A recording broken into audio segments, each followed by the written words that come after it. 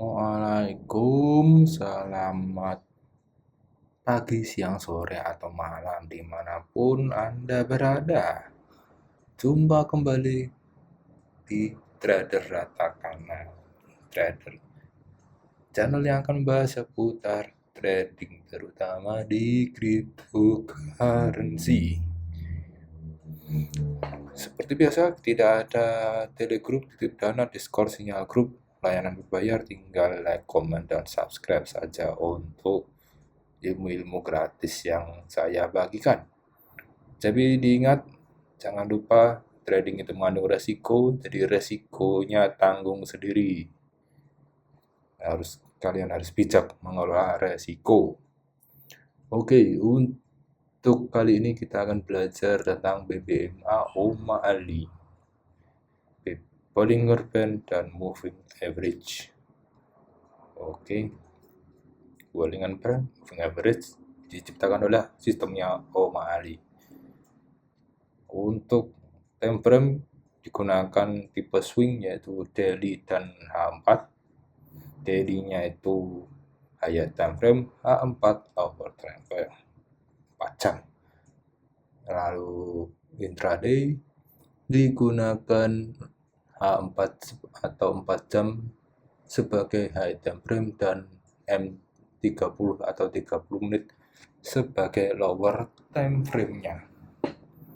Nah, untuk di trading view sendiri, teman-teman bisa menambahkan indikatornya dengan cara mengetik klik tombol indikator dan pilih HUD BBMA. Kalau belum ada, ya ditulis saja HUD BBMA OA. Ya, developernya HUD pakai ini. Lalu di setting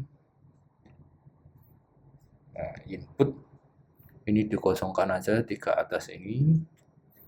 Lalu untuk style kita pakai EMA 50, top BB, low BB, WMA 5, WMAL. Lalu lainnya dikosongkan saja, nggak masalah. Termasuk label on price scale ini dikosongkan saja supaya tampilannya lebih clean. Dan kenapa ini di sini beberapa saya matikan? Karena konsep-konsep dasarnya saja yang kita butuhkan dari BBMA ini. Sisanya kita akan mencermati sama seperti yang sebelum-sebelumnya, support, resisten, dan supply and demand. Nah, untuk fungsinya sendiri, jika kita hanya mengaktifkan WMA high dan WMAL atau low di sini, jika kita hanya mengaktifkan dua ini saja, maka dia akan berfungsi sebagai pengawal harga. Ini Bitcoin di daily. Jika kalian lihat harga di sini mengalami kenaikan, nah, secara kasat mata kita bisa melihat WMA high selalu berada di atas harga, WMA low di bawah harga. Dia akan mengawal seperti ini. Ada harga yang di dalam channelnya diapit WMA high dan WMA low, ada harga yang keluar dari WMA high dan WMA low. Nah, harga yang keluar dari channelnya atau pengapitnya ini, di antara high dan low-nya ini, kita sebut sebagai candlestick arah. Apabila seperti ini, candlestick arah buy. Apabila seperti ini turun, dia kita sebut sebagai candlestick arah sell. Oke, itu adalah basic untuk WMA high dan WMA low-nya. Dia sebagai pengawal harga. Apabila ada yang keluar ke atas dan berhasil close di atas WMA high, maka itu candlestick arah buy. Jika close-nya di bawah WMA low, itu disebut sebagai candlestick arah sell atau bearish. Oke, kita nyalakan lagi untuk indikator yang lain, yaitu di sini top BB, low BB, dan EMA 50. Nah, PBB warnanya biru, MA50 warnanya ungu. Jadi ungu ya, lebih gelap ya. Nah, apabila candlestick itu keluarnya bukan hanya dari MA5 low-nya seperti ini, dia sangat kuat sekali, maka kita sebut sebagai candlestick momentum seperti ini. Nah, setiap ada candlestick arah ataupun candlestick momentum, akan ada pullback atau retrace di lawannya. Misal di sini dia break atas dan top Bollinger Band dan close di atas, maka di sini adalah dia break WMA high, maka pullback-nya atau zona re-entry-nya adalah WMA low. Ini dasarnya dulu. Jadi ketika dia candlestick arah, re-entry atau pullback, lalu candlestick arah yang baru. Ya, seperti ini, dan terus berulang sampai dia dimatikan dengan candlestick arah sell, sebaliknya seperti ini. Ini untuk daily. Bagaimana kita untuk menjadikan daily ini sebagai higher time frame, lalu kita mencari lower time frame-nya di 4 jam. Di sini baru-baru ini aja kita melihat adanya candlestick arah sell seperti ini. Ini sell. Maka kita bisa memperkirakan beberapa waktu berikutnya candlestick akan retest lagi di area ini. Terutama jika kita perhatikan di sini ada double Marubozu. Ya, kecil ini. Ada kemungkinan besar setelah penurunan daily dan close di bawah WMA low akan terjadi back atau re-entry area. Kita coba lihat. Tunggu sebentar. Nah,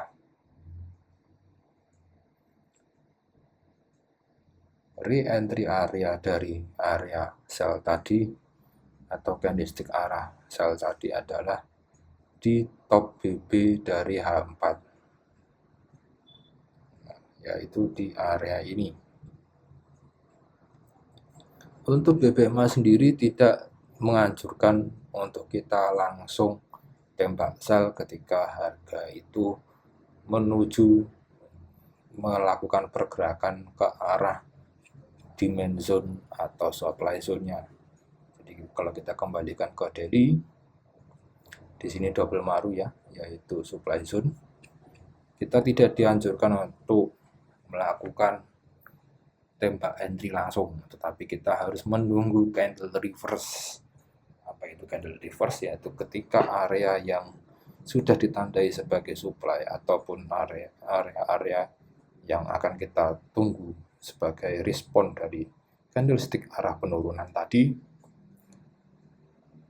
sudah disentuh oleh harga selanjutnya, dan bukan hanya disentuh, tetapi adanya candle reverse seperti ini. Jadi kenaikan ini adalah kenaikan sementara untuk melengkapi proses penurunan. Kita cari lagi di sini juga masih ada. Oh, sudah nggak ada, oke. Di konsep seperti itu, yaitu BBMA akan melengkapi konsep-konsep supply and demand. Tetapi di BBMA ini ada proses sabarnya, karena memang dari pencetusnya sendiri yaitu Oma Ali mengajarkan 3S, yaitu sabar, sabar, dan sabar. Untuk entry saya menggunakan metode ini, saya ada di BNB, Binance Coin. Kemarin saya entry di sini, candlestick momentum sell. Nah, ini saya menggunakan H4, maka lower time frame-nya adalah 30 menit. Setelah adanya candlestick momentum sell, Nah, di sini kita melihat juga double Marubozu. Oke, di sini. Oke, di sini candlestick momentum sell-nya karena dia keluar dari channelnya dan Bollinger Band bawah. Lalu dia kembali ke arah sini mengejar area double Marubozu-nya. Di saat yang sama, ya. Oke. Selain harga di M30 menyentuh top BB, dia juga menyentuh EMA 50. Jadi EMA 50, top BB dan low BB berlaku sebagai batas-batas untuk time frame bawahnya. Jika di time frame besarnya, dia akan menentukan ini candlestick momentum buy atau sell-nya. Untuk lower Bollinger Band, kita akan mengambil acuan candlestick momentum sell. Jika break upper Bollinger Band, maka kita akan menjadi cari acuan candlestick momentum buy untuk time frame besar. Ingat, time frame besar. Lalu untuk time frame kecil, kita akan menunggu harga untuk pullback dan berhenti pullback. Ciri-ciri tempat berhentinya adalah di Bollinger Band lawannya, band topnya. Karena kita mau sell, kita akan tunggu harga di top BB-nya. Kebetulan dari top BB ini ada EMA 50 yang bersejajar. Ada perpotongan di sini. Lalu ketika ini sudah kita duga sebagai area double Marubozu supply area, kita di sini bisa rekatkan lagi areanya, yaitu di daerah ini. Umumnya kalau kemarin-kemarin saya entry langsung tembak saja di sini. Oke. Nah, karena saya sekarang bukan akses PPMA, saya akan menunggu candle reverse. Jadi ketika candle ini masih bullish seperti ini, maka saya belum entry karena masih di luar EMA 50 close-nya. Begitu dia masuk lagi dan close di dalam semuanya, di close di dalam top BB, BMA atas dan MA 50 baru saya sell. Sehingga kira-kira di sinilah entry saja. Sini dan target pertama yaitu low BB. Di entry-nya di top, target pertama low BB, walaupun di sini bisa jauh sampai ke bawah. Tapi karena saya ini cukup malam, cepat aja entry-nya, jadi saya sampai low BB aja di sini. Lalu di hari berikutnya kembali ke time frame besar di H4. Di sini ada candlestick arah buy. Setelah ini dia membuat momentum, tapi momentum ini tidak diikuti dengan re-entry area yang valid karena area yang kita duga menjadi supply zone untuk melanjutkan penurunan sudah di break oleh candle bullish seperti ini. Sehingga karena candle bullishnya close di atas MA high, maka kita bisa mengikuti pergerakan dari kenaikannya, bukan penurunan lagi. Lalu di M30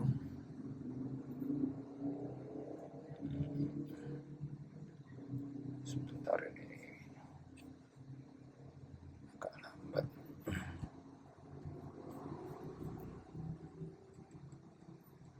Di M30 harga sudah keluar dari MMA 50 dan ada kekuatan harga untuk naik, tetapi tetap di bawah top BB, sehingga yang saya lakukan adalah menunggu harga untuk turun dan sentuh low BB. Dan di sini jika kita cermati, di sini ada rally base rally di main area. Setelah harga mengunjungi area demand, lalu harga kembali close di dalam MA 50 dan juga low BB. Jadi kita bisa stop order ya, limit stop order itu di sini di atas dari EMA ini. Lalu target saya waktu itu adalah sedikit saja di top BP-nya 627,8 kalau nggak salah. Yes. Jadi saya seperti ini, lalu SL-nya di 615. Yes, seperti ini. 1:68, ya lumayan lah. Jadi kita memanfaatkan asas-asas BPMA dan juga asas-asas supply and demand. BPMA di time frame besar akan menentukan candlestick arah dan candlestick momentum, sedangkan di time frame kecil kita akan memanfaatkan batas-batas top Bollinger Band EMA 50, lower Bollinger Band, dan juga area-area supply and demand untuk kita cermati pergerakannya. Jika pergerakannya mengikuti arus awalnya di time frame besar, maka barulah kita bisa entry. Oke, sekian dulu saja untuk video kali ini. Assalamualaikum warahmatullahi wabarakatuh.